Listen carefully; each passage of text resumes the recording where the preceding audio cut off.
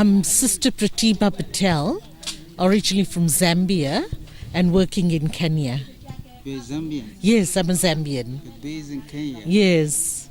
Now, we're right here in Apotoku village. Yes. Apotoku village, where Igbale Aiye situates. Yes. In the Kweme Plateau province of the Republic of Benin. Yes. May I know why you were here?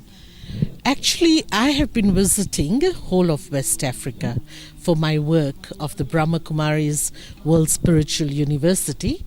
But it so coincided that our branch here is working with this group here. And it has a very lovely relationship of, the vision which our grand brother has, that we want to bring whole of Africa together and make it as one. And we personally believe we want to bring the whole world together, because we are all irrespective human beings. And so we are soul brothers. It doesn't matter the little boxes of culture, religion, gender, language, color. That is all man-made. But spiritually, we will all made similar. And we are spiritual spirits. We believe souls. That's beautiful. More about this, your NGO. Yes. All right. The Brahma Kumaris World Spiritual University is my organization. Where was it situated? It actually was found in India. The founder had a vision, the same vision, that we want to unite the world. And so the Brahma Kumaris is not a religion, not a sect, not a group. It's a spiritual school where we educate people towards spirituality, moral values, ethical values, spiritual values, human values, because we've achieved a lot in the world, but we've lost a lot also. And so we educate people, we give free courses, we train people in meditation, irrespective where you come from, which religion or what age or language. So we've got about 9,000 centers in 130 countries. And people like me, brothers and sisters, work voluntarily worldwide. And so our headquarters, international headquarters, is in India, in Rajasthan, but the African headquarters is in Nairobi. That's where I'm based. Very touchy is the issue of voluntary. Yes. The whole sponsor. That's interesting. Yeah. It's very interesting. Initially, day one, our founder put all his wealth for mankind service. We used that for many years, but of course there was no income. So our life is actually very simple life. But even in simple life in this day and age, we need money for transport, we need money for regular food, and a lot of things. And so what we were doing, without any expectations, we were just serving people. Let's take an example, a person who doesn't get sleep because of stress, and they go to the doctors give them sleeping pills. We train people in meditation and positive thinking and stress-free living. They start sleeping naturally. So the money they were using there, they want to contribute towards this task. Similarly, alcohol, drugs, smoking, the same thing, because that really we don't need it in our day-to-day life. And so this is how we don't force people, we don't impose people that you have to stop, but we just give them the knowledge how beneficial it is not to use these things and how beneficial it is to win over it. And they want to contribute the money towards this task.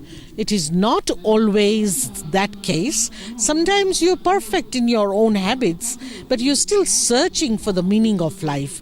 And a lot of people are coming because of that. So unconditionally we are serving and we get help. Well, that's lovely. I'm highly impressed with what you've said. You said it's non-religious. Yes. But the issue of writing letter to God. Yes. I think it's like wanting to commune with Almighty God. Yes. You see what? Isn't that some coloration of religion? Yes. You see what happens is that to be very honest, religions are made by men. God has never made religions. God is the almighty authority the Father of all, the creation of all, and we are His creation. He created us not because of we create that limited, limitations of culture and language and religion and all that. That we humans did it. Children of one Father wearing different colors of clothes doesn't mean they don't become brothers and sisters. Similarly, we were all colorful flowers of the Garden of Allah, or the Eden, or whatever you call it. But the thing is, we are all children of one God. Now, when we talk about God here, we actually want to clarify what is the difference between spirituality and religion, and actually move the box, the limitation of religion. That doesn't mean that we convert you. That doesn't mean that you have to leave your faith. No. But understand your faith in a little bit more broader manner. Because all religions teach us that broadness. But we have created that because of our ego, human ego. And so we need to let go of that. Honestly, I'm very, very happy with what you've said.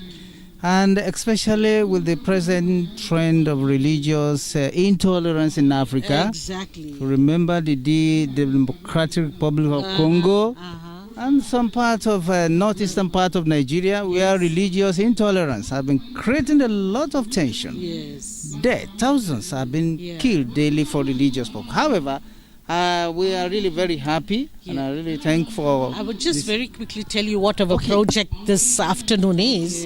It's Right to God. Right to God. Yes, that we started in Kenya when we were coming for our presidential elections. If you remember the 2007 elections, they were so ugly and tribal problems and all that. So when the next election was coming, people were very nervous. We wanted to divert their mind from that past experience and put it somewhere else. And it became so successful. I'm not saying that only because of this project that it became successful, but we had a very peaceful elections. So what we did, we went to the whole country, different villages, schools, churches, mosques, temples, hospitals. If you see the police, everything, we just told people, write a letter to God. What do you want to see in the world or in the country or in your life? If you're angry, write that, don't worry. If you want to request something, write that. If you want to appreciate something, write that. And you don't even have to write God. You can write whatever you feel comfortable with, because sugar is sweet.